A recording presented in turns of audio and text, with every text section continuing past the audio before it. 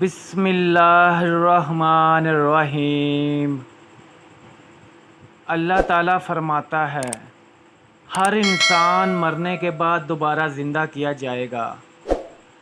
حضرت سلمان بن یسار بیان کرتے ہیں کہ لوگ حضرت ابو ہریرہ رضی اللہ عنہ کے پاس اٹھ کر چلے گئے تو شام والوں میں سے نطال نامی ایک شخص نے کہا، بزرگوار محترم، مجھے کوئی ایسی حدیث بیان کیجیے جو آپ نے رسول اللہ صلی اللہ علیہ وسلم سے سنی ہو۔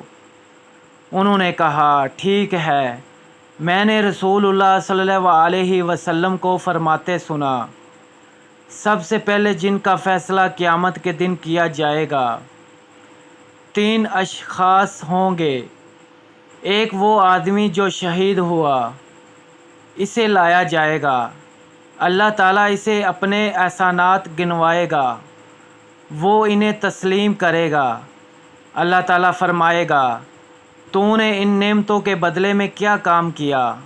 وہ کہے گا، میں نے تیرے راستے میں جہاد کیا حتیٰ کہ شہید ہو گیا۔ اللہ تعالیٰ فرمائے گا، تو نے جھوٹ بولا، تو اس لیے لڑا تھا کہ کہا جائے فلاں شخص بہت بہادر ہے۔ یہ بات دنیا میں بہت کہی گئی ہے۔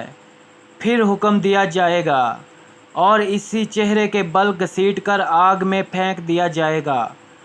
دوسرا وہ شخص جس نے علم سیکھا اور سکھایا اور قرآن مجید پڑھا، اسے بھی لایا جائے گا، اللہ تعالیٰ اسے اپنے احسانات گنوائے گا، وہ ان سب کا اعتراف کرے گا۔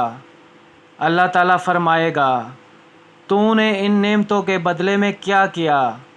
وہ کہے گا، میں نے علم سیکھا اور سکھایا اور تیری رضامندی کے لیے قرآن پڑھا۔ اللہ تعالیٰ فرمائے گا، تو نے جھوٹ بولا، تو نے اس لیے علم سیکھا تاکہ تجھے عالم کہا جائے اور قرآن اس لیے پڑھا تھا کہ تجھے قاری کہا جائے۔ یہ سب کچھ تو کہا دیا گیا اس لیے کہ بارے میں حکم دیا جائے گا اور اسے چہرے کو بل گھسیٹ کر آگ میں ڈال دیا جائے گا۔ اور تیسرا وہ شخص اللہ تعالیٰ اس پر وصیت فرمائے گا اور اسی ہر قسم کا مال دیا جائے گا، اسے بھی لایا جائے گا، اللہ تعالیٰ اسے اپنی نعمتیں دلائے گا، وہ انہیں تسلیم کرے گا۔ اللہ تعالیٰ فرمائے گا، تو نے ان نعمتوں کے بدلے میں کیا کیا؟ وہ کہے گا، میں نے کوئی ایسی جگہ نہیں چھوڑی جہاں تو پسند کرتا ہو۔ ابو عبد الرحمن امام نسائی رحمۃ اللہ کہتے ہیں کہ میں اپنے استاد میں توحیب کا لفظ اس طرح نہیں سمجھ سکا جس طرح میں چاہتا تھا کہ خرچ کیا جائے، مگر اس نے تیری رضا مندی کے لیے اس جگہ خرچ کیا۔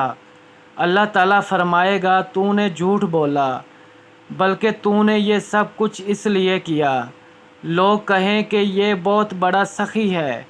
یہ بات تو دنیا میں کہی گئی ہے، پھر اس کے بارے میں بھی حکم دیا گیا ہے اور اسے چہرے کے بل گھسیٹ کر آگ میں پھینک دیا جائے گا۔